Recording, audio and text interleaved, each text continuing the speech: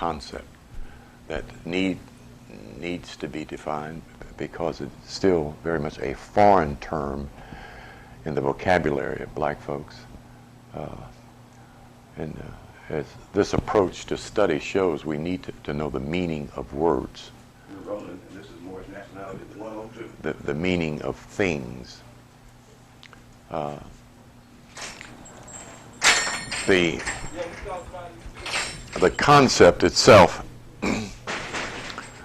is out of a hidden closet of esotericism in the Western world. And the reason I say Western world because we already know that the idea and entitlement of Moor is a part of Masonic literature.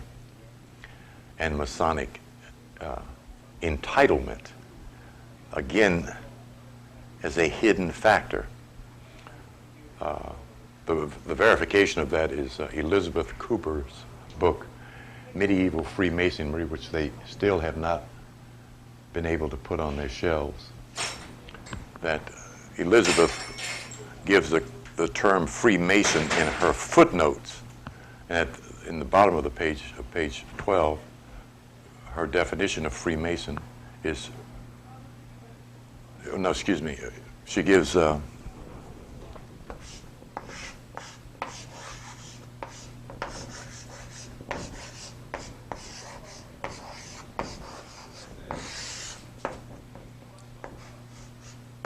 Frei Moor, the German term for free Moor.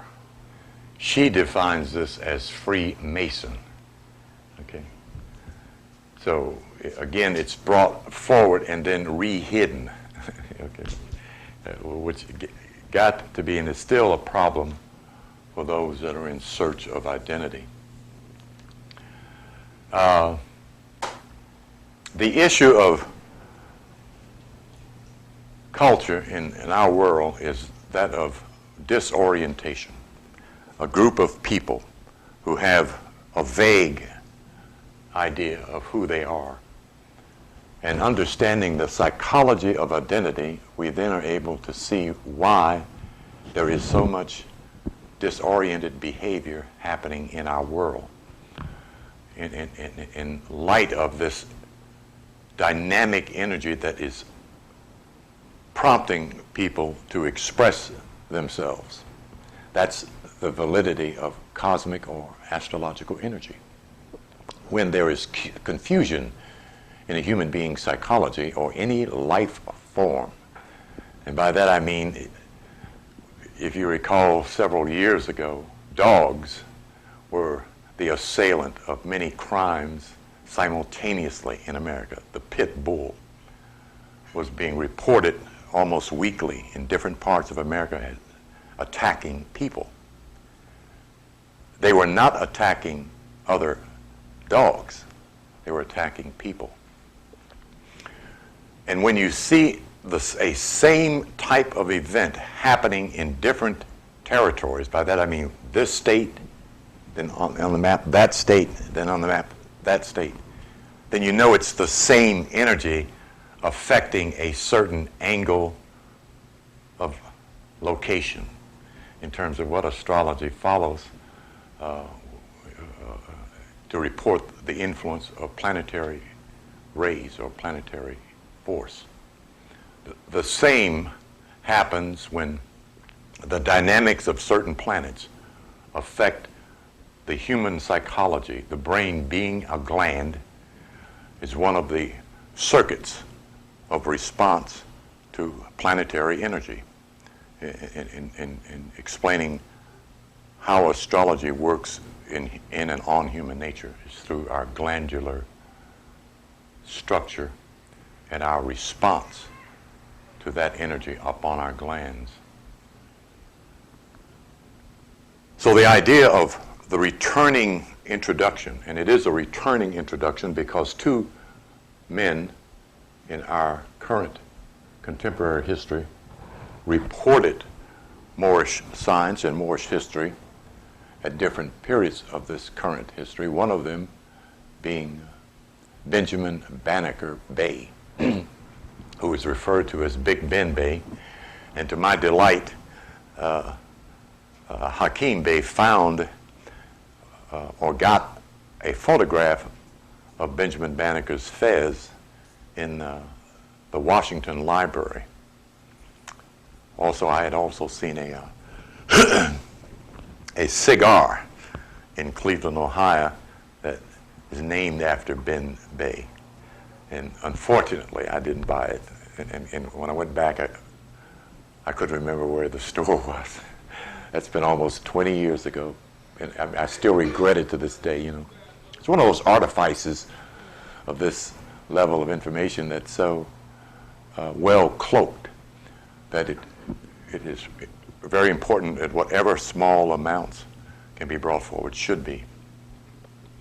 The three keys that we are constant about to verify the fact of who we are and to understand that from this vantage point, human thinking on the levels of the dark-skinned, broad-nosed, thick-lipped, and furrowed-haired human being known as Moors can perform at higher levels with a corrected consciousness. Correct thinking. Correct thinking is positive thinking, appreciation of self, a virtual love of yourself and those who look like you. When you are honest and truthful with yourself helps you in that truthfulness. The relationship of the three levels of each one of us as beings, human, mental, and spiritual beings, is to correlate these three so that they function as a oneness. That's the mental work. That's supposed to be the cultural work. That the educational system is supposed to be coordinating the child towards balance. They know that. They just simply don't do that because their priority is given by the contemporary industry that has control of the workforce. In the industrial age, they wanted employees to do manual work, to work and operate machinery. Culture as an identity, culture as a refinement was not considered a priority in building a great industrial empire. So it was put on not the back burner, hell, it was put in the basement. So the return of this idea is certainly very timely in this acting out of literally millions of black children. Now that's not to say that the majority of our children are criminal or violent or deviants or certainly are not demonic, but there certainly are all of those such classes within our total group. We're being somewhere in the neighborhood of 40 to maybe 50 million strong. A couple million is not bad in terms of the group, except that those small pockets of spoiled human personalities, spoiled rotten to the core, affects all of us because they're everywhere at once. And because we, lacking our spiritual and mental stature, have little or no defense against it. So we yield to it. They are virtually parents literally frightened of their children. Not just the boys, they're frightened of their daughters as well. So in getting to the three keys, identity, self-knowledge, and self-revelation, those are the three central thematics of who we are, what we are, and where we are. Identity, self-knowledge, and self-revelation. The concept of identity must begin with name, and where we are in terms of defining the concept name becomes expedient so that we don't make the continued assumption that we know what a word is because we use it. As a young brother threw back at me when I asked him what was his name, and he said John, and I said, well, what does John mean? He said, John means John. Well, that's not quite true. So getting to identity gets to be a matter of factualizing first, because the most important concept here is we're not dealing with belief. We're dealing with knowledge. We want to be able to know and to prove or verify the body of knowledge that we study and espouse, so that we bypass two levels. One, the conflict with believers and the problem of getting to the higher level of consciousness. You cannot get there by belief. You get there by knowing. Your higher mind will not let you in if you only believe. That's why the precept, the maxiom in the scriptures is, man, know thyself. It does not say believe thyself. Man, know the truth. It doesn't say believe the truth. Knowledge opens the higher doors of divine mind in which we live and move and have our being. The three places that we are to search and research for this identity, self-knowledge, and self-revelation is history, the Bible, I'll abbreviate this one, and the dictionary. This is a misnomer. This is a Eurocentric concept that allows those that chronicleize our records to manipulate and give the point of view of that past to their children, then matter-of-factly to ours. Yes? How about other said holy books? That's a very good question, and just as I wrote that, it came to me that we cannot rely upon Quran, Bhagavad Gita, Bhagavatam for that identification. The reason why is that the system used in the Bible is not the same systematic approach to Quran, Bhagavad Gita, Bhagavatam, and other books. The Kabbalistic system is an ancient Moorish system translated to what is now referred to as a, quote, Jewish or Judaic or system of Judaism. The Cushites did not have to do that. They had their pantheon of gods. The Muslim does not have a pantheon of gods. In fact, it omitted that pantheon from which they got the source of the ayats for Quran. By they, I don't mean a group of them, only two. A divine man called Gabriel, who helped another black man called Muhammad Rasulullah to structure over a given period of time the scriptural verses of the 99 chapters of Quran. Which brings me to this remembrance here.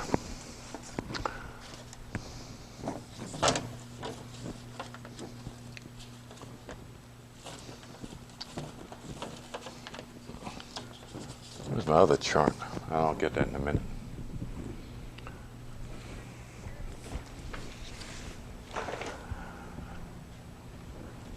The concept we're looking for is not his story, and that's a valid word of lexicogrammatic writing in terms of code word.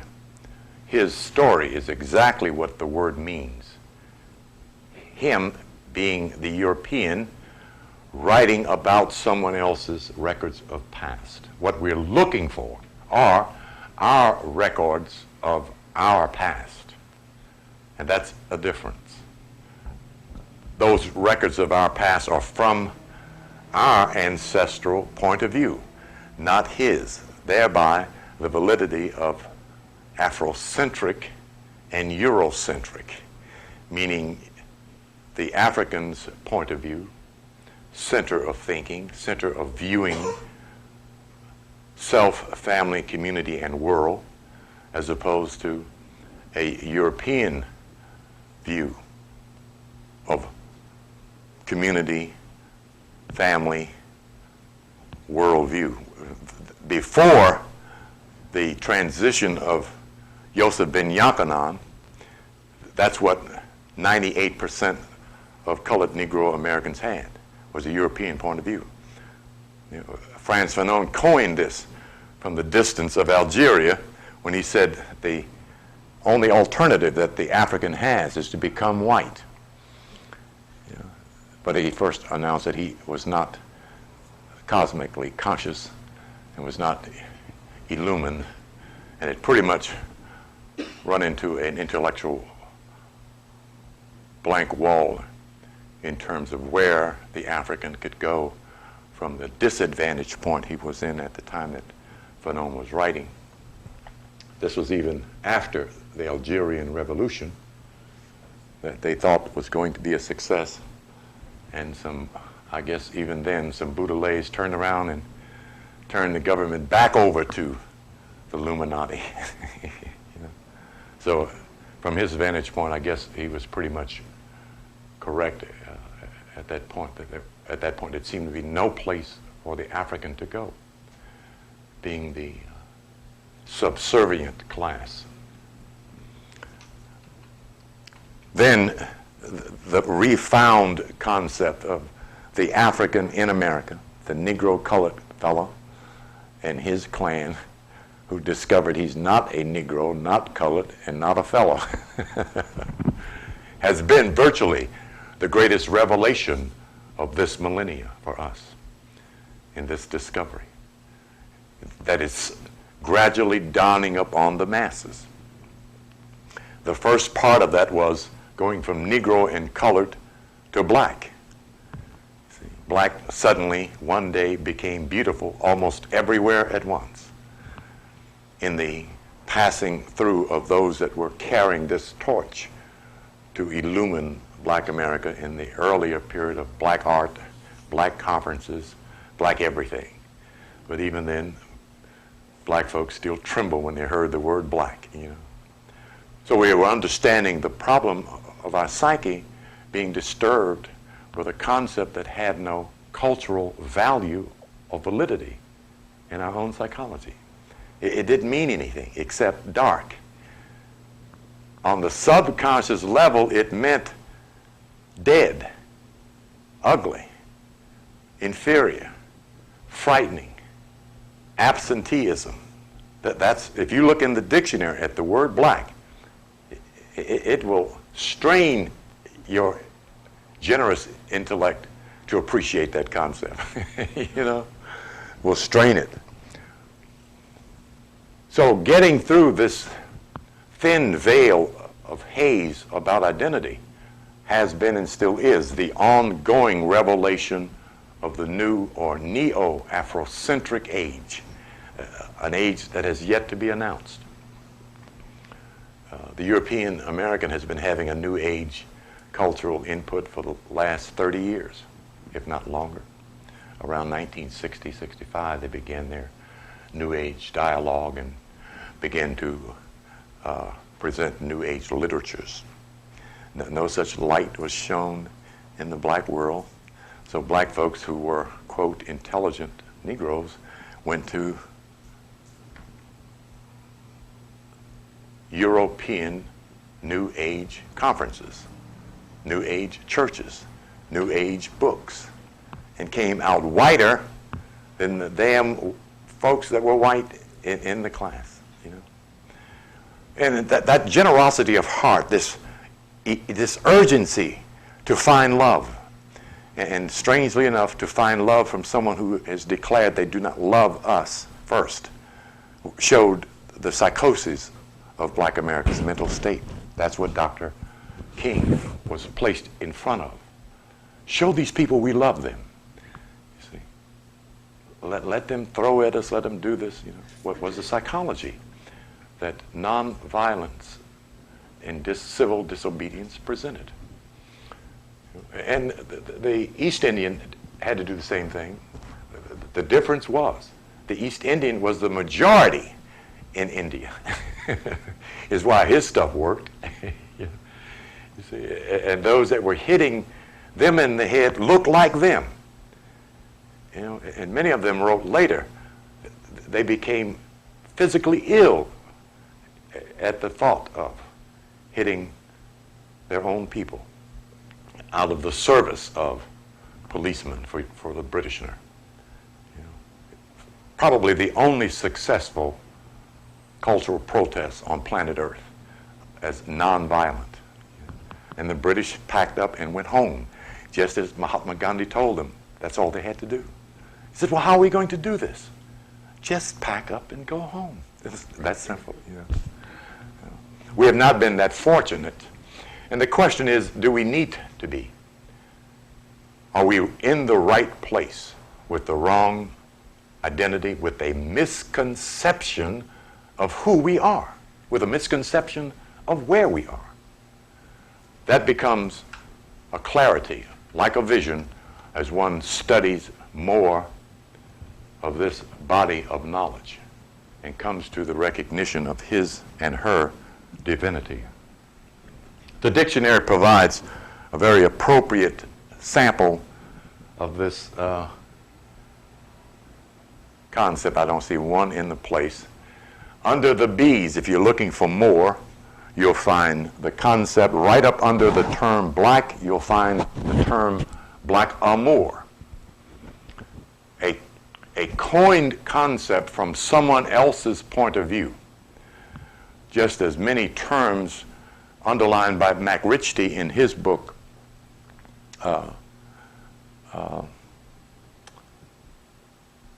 boy, I can't think of the name of MacRitchie's book. He dealt with the multiple levels of names in Scottish, British literatures, and in Scotland and Brittany that mean black.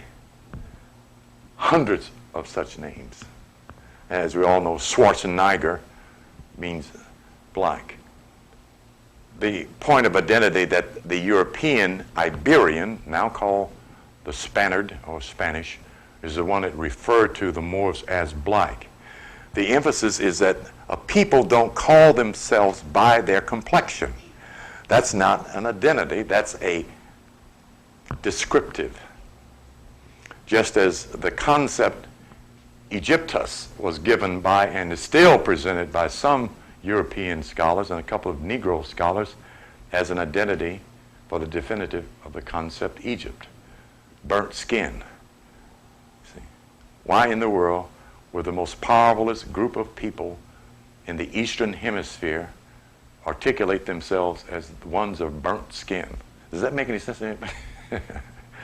Okay, but again, we see the cloak. Each time we break down a term like that, we see the cloak, the screen, the smoke screen that prevented but satisfied the lay student, not the scholar, not the nervous searcher of truth, from pushing back the curtains to find the real definition or definitive. So from these advantage points, we're able to find a validity, a fact of this concept. In the genealogy of this man,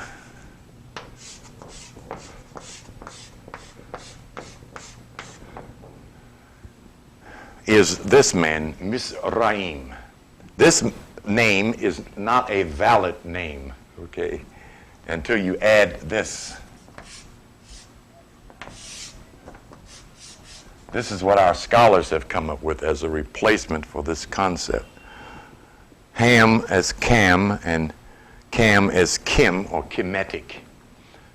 Okay, is the articulation that the brothers are doing in the collegiate halls instead of Egypt. And they're still missing the point until they look at this man's name.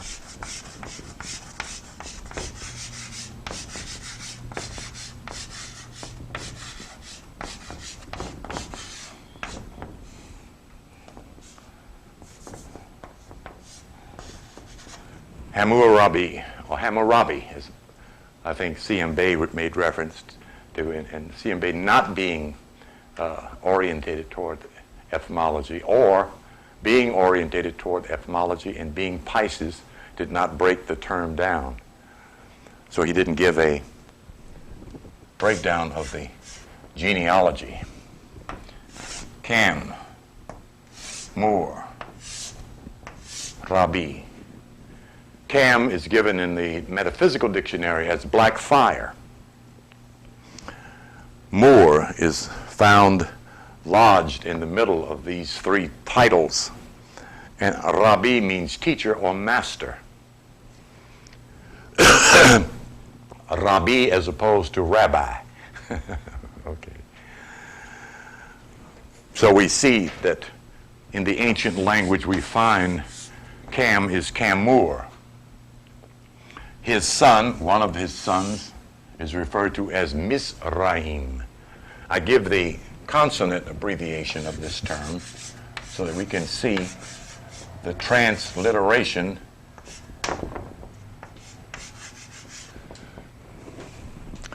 in relationship to and validity of Dr. Budge in one of his books. I was getting ready to say the commentary of the Book of the Dead, but I'm not sure it's in there, of this hieroglyphic found only by me.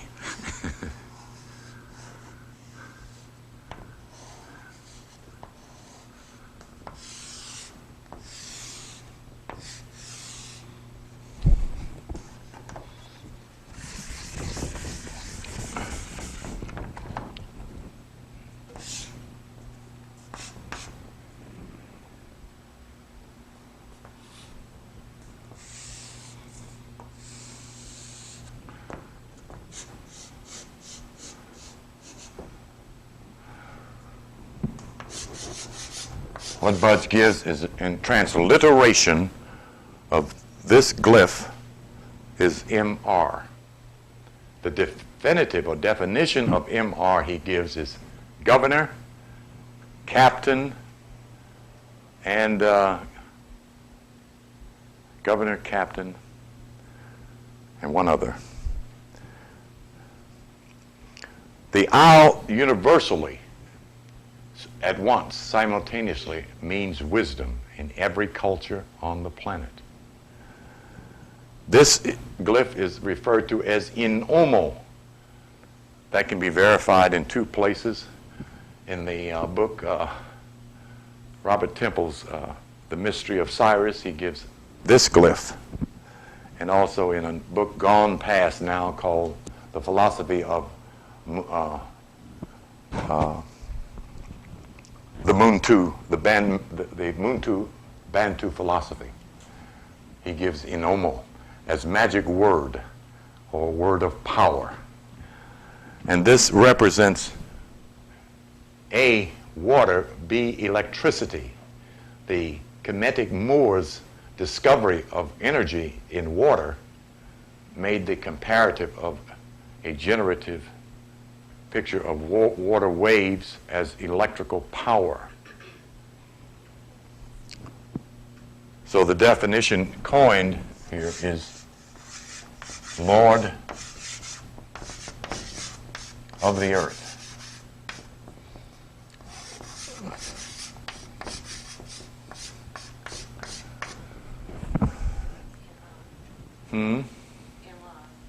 Yes, the clarity here is that any vowel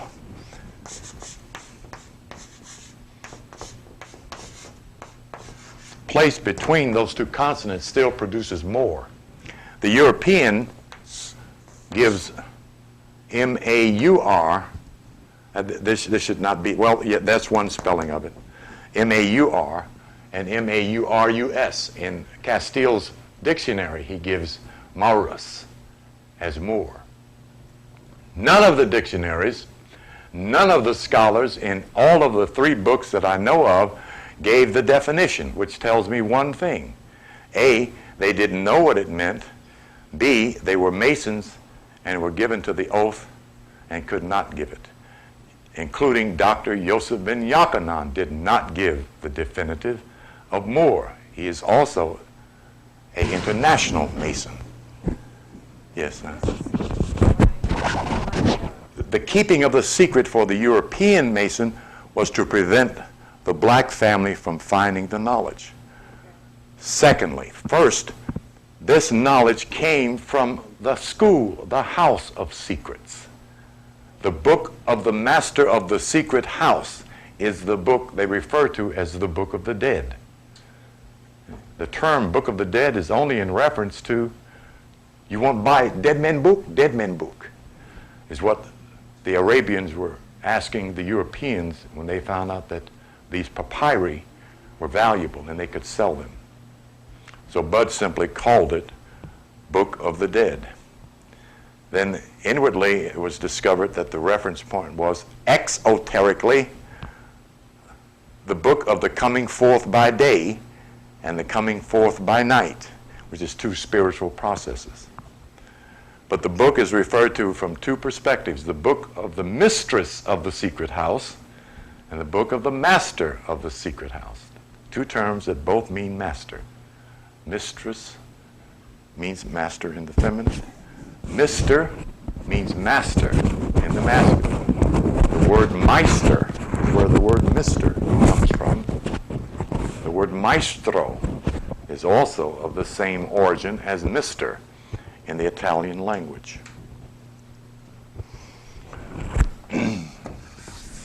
So in terms of name, we can validate this idea of Moor from those three given areas. There are not many literatures in the history departments that illuminate these records of the past. The four that I know of that are available are A, Nature Knows No Color Line, J.A. Rogers, The Golden Age of the Moors, Ivan van Sertima, The Golden Trade of the Moors, E.B. Bovil, B-O-V-I-L-L, may still be available. The Golden Trade of the Moors, a book about the African Moors of West Africa, whereas what you'll find, the literatures I just talked about, present mostly a point of view of the East North African, the ones who readily went into Cadiz of Iberia, which is directly across from the very northern tip of Europe at the point or port called the Port of Kuta, is the point of entrance and accessibility of the African to Europe. You could virtually swim from Africa to Europe from the Port of Kuta, where the first known invasion of that group who lived in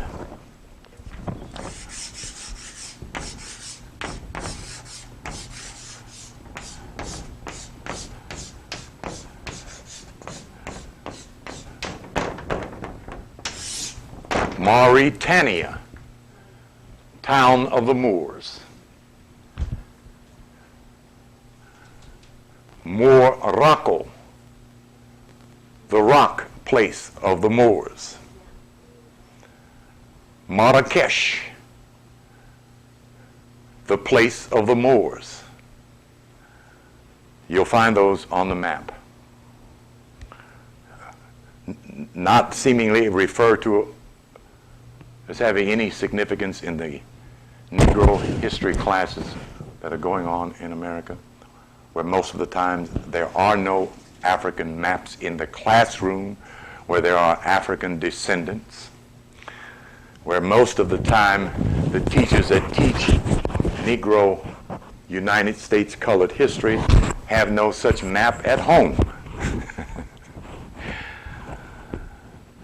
So the problem of where we are gets to be a consciousness problem, gets to be a problem of human psychology. If a human being cannot describe, define, or locate where he is, he then is disoriented. See? In the cultural picture, the problem of geographical amnesia is a valid mental illness for almost 80% of the black population. See? As I heard the second week I was here, a Negro colored fella over by Pascal's say one day, "I ain't no damn African, I'm a Negro." I'm a colored man. This is 1986.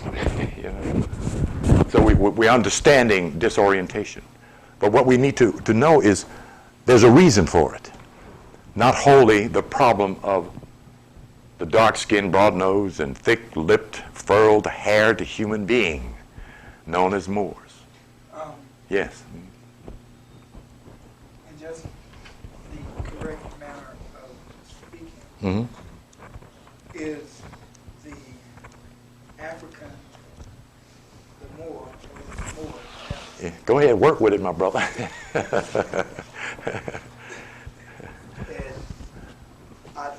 In my mind, there is no difference, but contextually, from your point of view, what is the difference in that? Okay.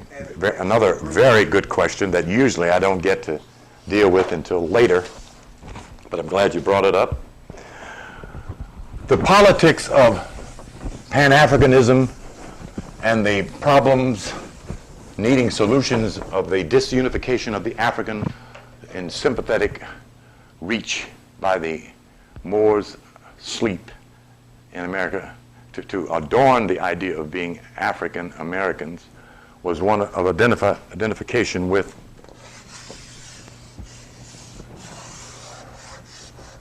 virtually a piece of property. That's a very poor depiction of the African map, but as close as I can get at the moment. And if you look in the dictionary, you will find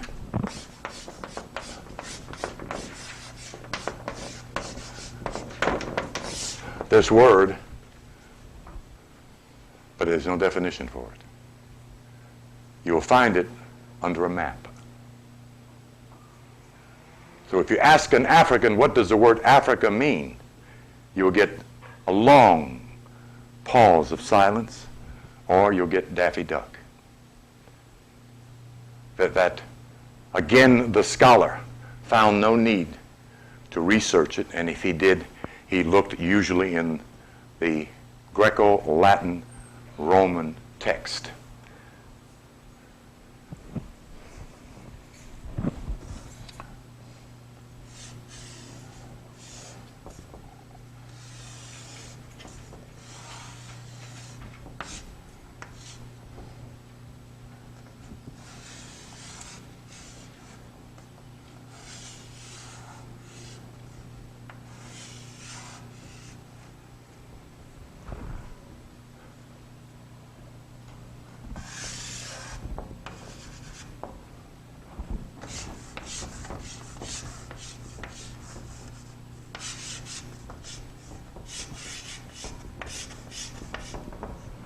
That's the hieroglyphic that you'll find in commentary on Book of the Dead, and also you'll find in G.A. Gaskell's Dictionary of All Mythologies and All Scriptures and Mythologies, the concept aphora.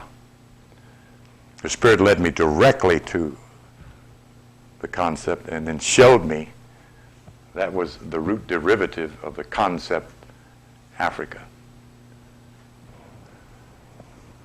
This is a asit or asti, the many-legged thing, the original organ of life, form. That's what it represents. Not a very good depiction, excuse my artwork. These are 3 drops of semen. This is the sun. This is Afu, flesh. This is Ra, God. Afura, flesh of God. What Budge translated it to was the dead flesh of God. Figure that one out. How can God have any dead flesh? That's an amazing contradiction even to the most fundamentalist. You going off here, my brother?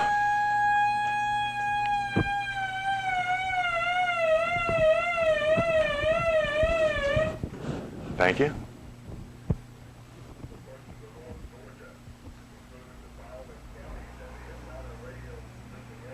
That's a tornado warning, yeah. Yeah.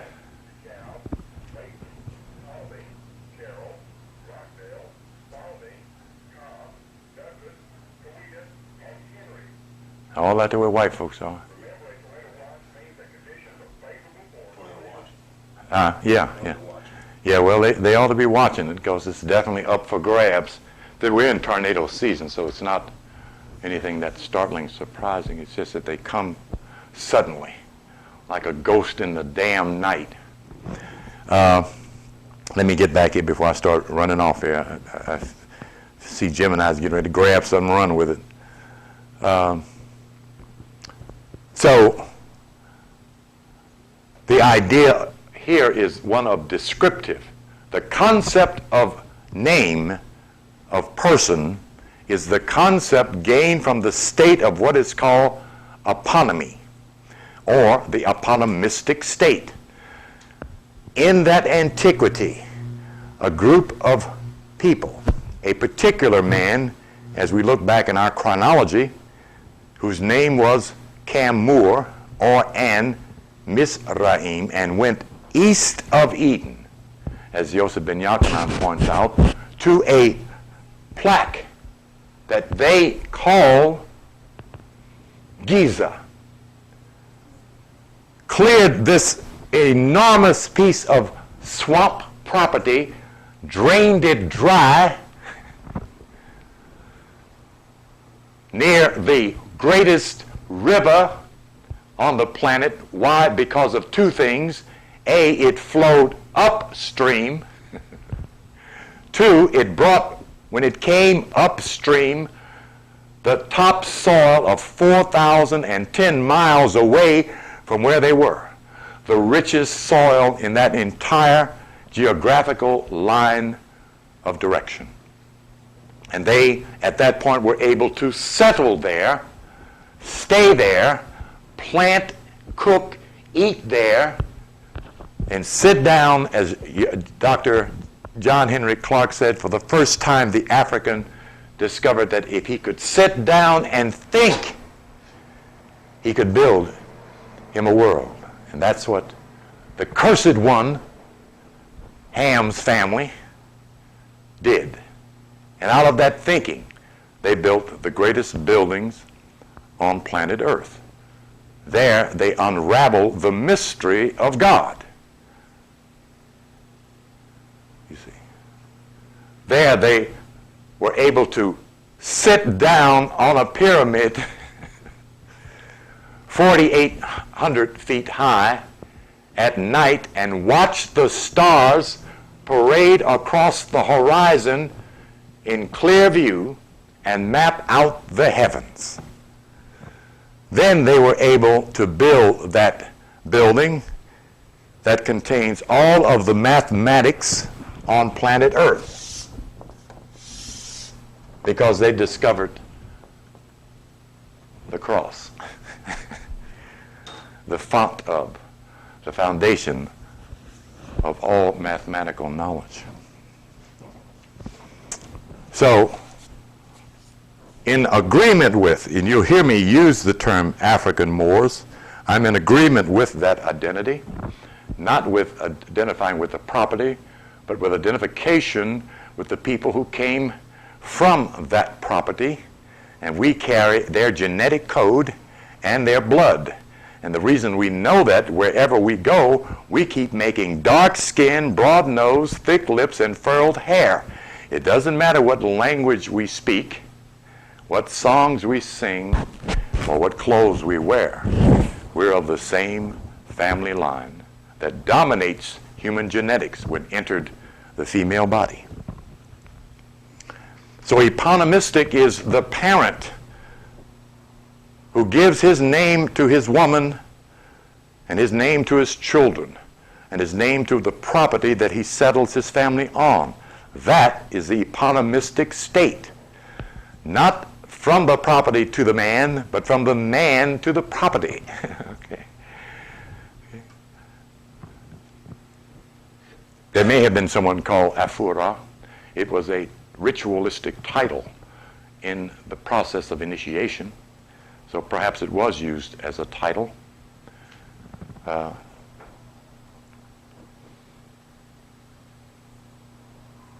Osiris, and Caesar. If you look carefully, you see the comparative translation of how a European became a Caesar by using the same methodology of the secret house as the ancient Kemetic Moors, but under the banner of another language. The Caesar was a god king. The Kemetic Moor, Pira, called Pharaoh, was a god king. He just happened to be god king before the European was even known to be on the planet. That's what John Henry Clark underlined for us. He said almost 3/4 of human history was over before anyone knew that a European was on the planet. So in looking at a concept, not at a book, the book referred to, and I didn't do the whole concept there, though I should have, because this is a very valid word here, as a man I'll make reference to in a minute used.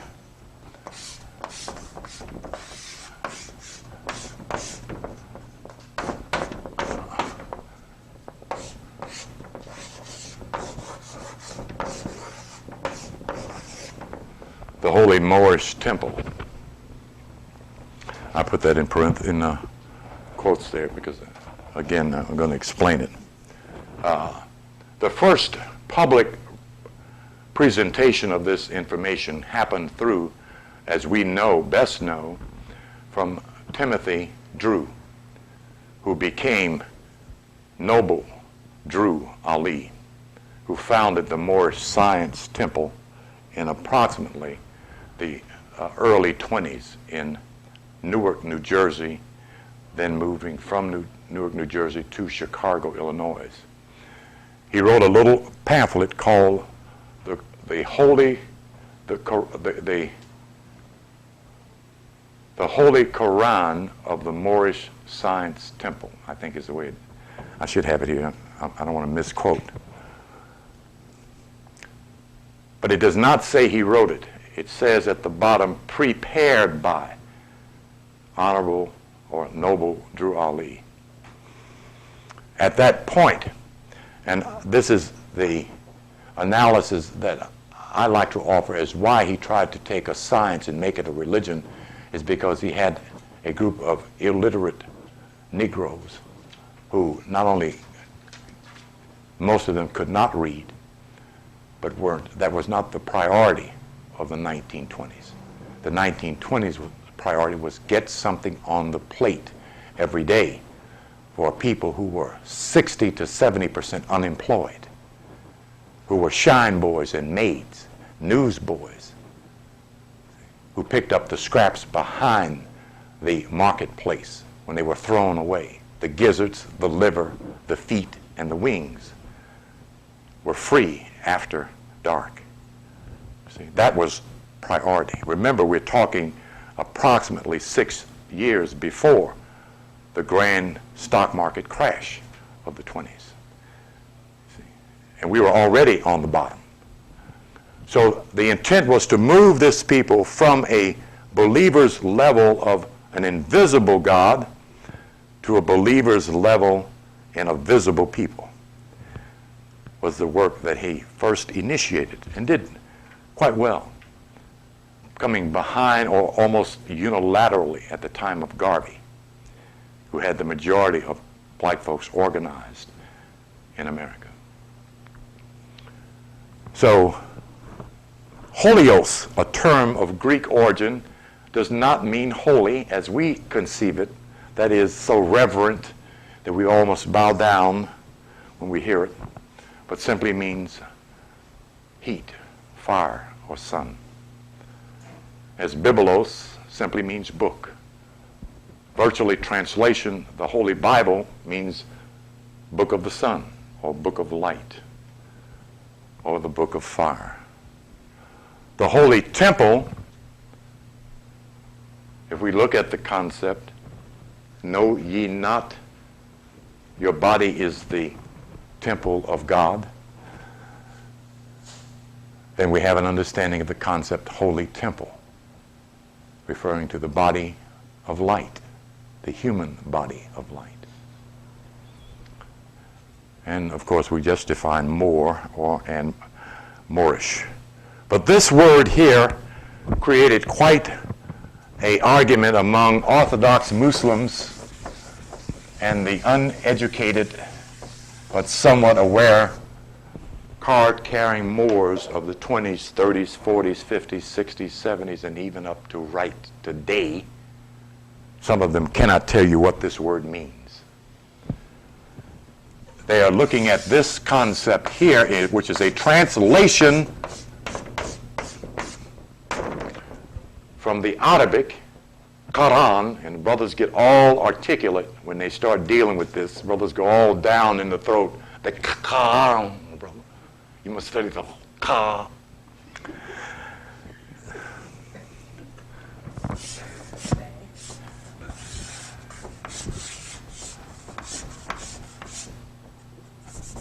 Let me write this correctly here. As you will find, there is this introduction to the Codex and Scriptus as you move into the knowledge of Moorish science.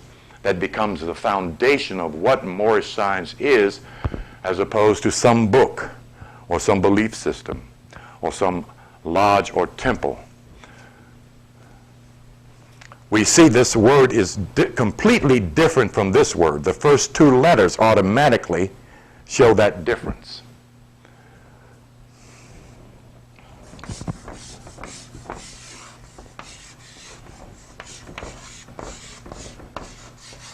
Knowledge, order,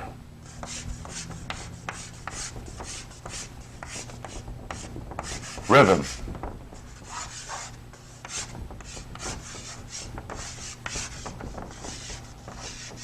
astrology,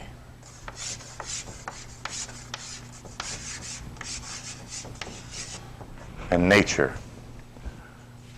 There isn't anything left. The knowledge of the order of things, the knowledge of the rhythm of things, the knowledge of the universe, the solar system in its behavior, its power, its definition, its meaning, and the knowledge of nature. Human nature, God's nature, and the nature of nature is Moorish science as a study. The real book of Quran. Okay, everybody got that one? That's my latest revelation. That is not in anybody's book.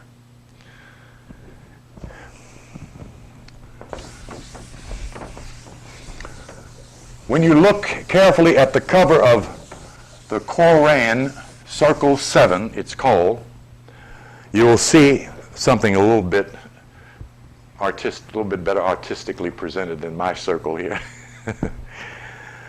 You'll see slight niches at the 4 points of the circle, which tells the knowledgeable student or more that that's not a circle, but a zodiac.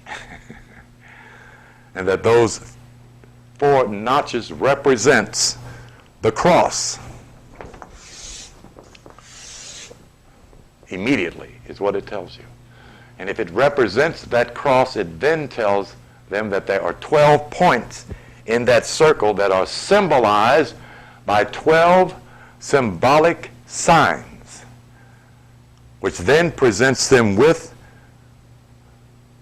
the concept of Zudikaios, the mother. The circle that everyone is in. The circle where there are only 12 blueprints of human beings all over planet Earth. Wherever you go, whomever you meet, from Monday to Sunday, from one day to the next, from now on until something comes from outer space, everyone you meet will be one of these 12 beings in that circle.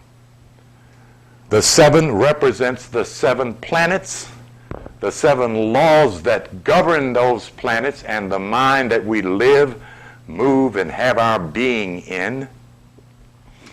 And one teacher's trying to say these are 7 forces when there's only one power performing in 12 different ways on a characteristic trait level and on a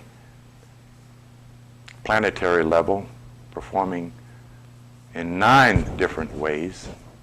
But the balance of things is 7, the most mystical, secretive number among the 0 to 9 numbers is 7, which happens to, strangely enough, in the numerological breakdown of names,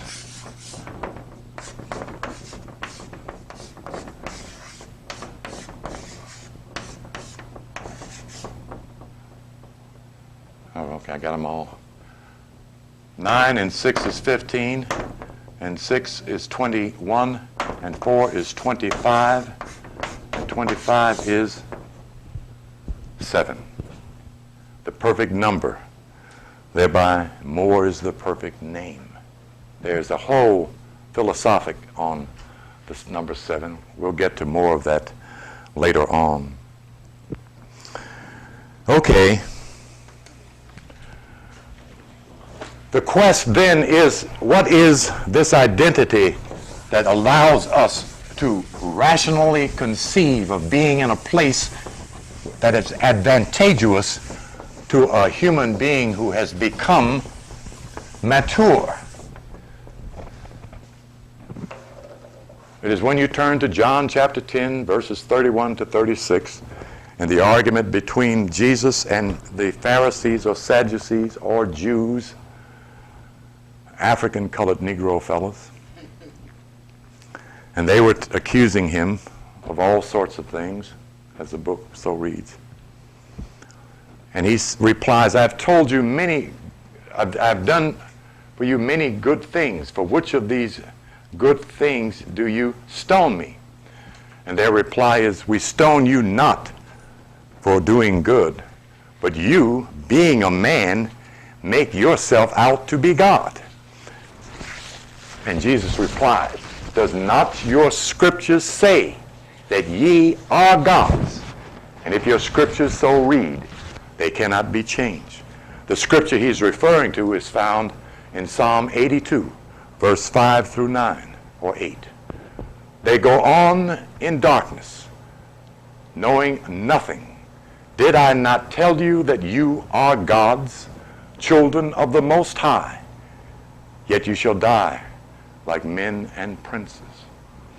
So the definitive, yes, is given in this Codex in scriptus concept. This concept comes from the German word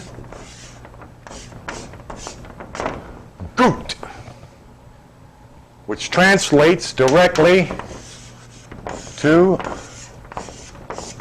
good. So the Kabbalistic writer simply did this. And it gave him the keys to write this. Generator, brain. Operator, soul. Destroyer, the sacral vertebrae, where the Kundalini rests. G, O, D is the Codex in scriptus of what we call God. That is not infinity. That is not the creator. That is a woman and a man. The first man being this man,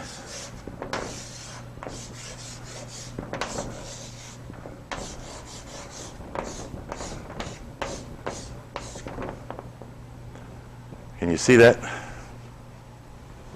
Can you see that, anybody? Okay, because I got some other markings up there. I want to make sure it makes sense to you. This eraser does not erase much, as you have noted. I'll put that on tape for critique for future time. This womb man is defined by this symbol under this sign. And she is the one who produces this symbol under this sign.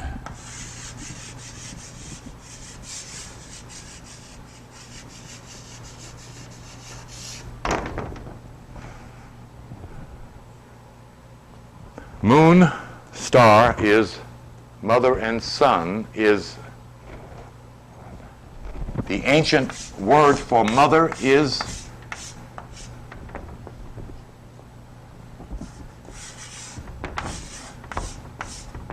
which gives us that concept. Okay?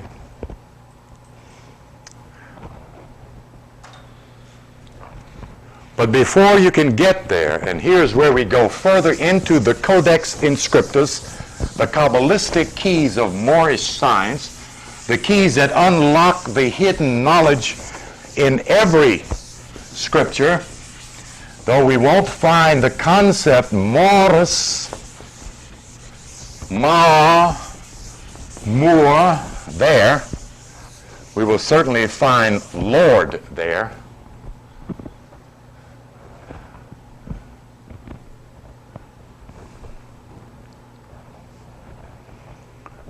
I got two thoughts at once there. Let me go ahead and deal with this one first.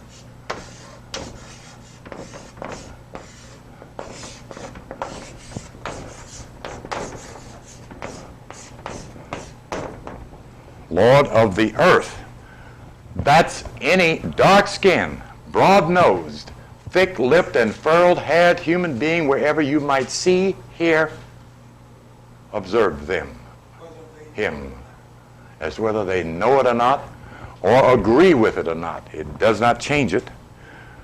What you're trying to become supersedes this concept by simply doing this.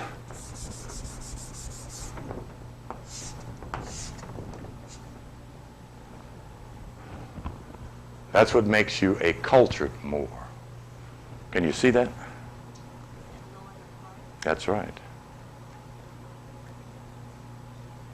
When your heart becomes spiritualized and illumined, that is what takes you from Lord of the earth to Lord of heaven.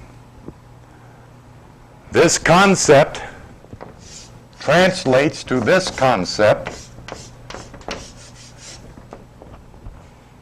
which cannot be broken, which men cannot make. Nature makes law, men makes rules, ordinances, and policy.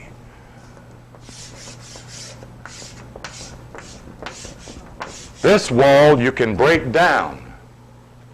This wall you cannot break down.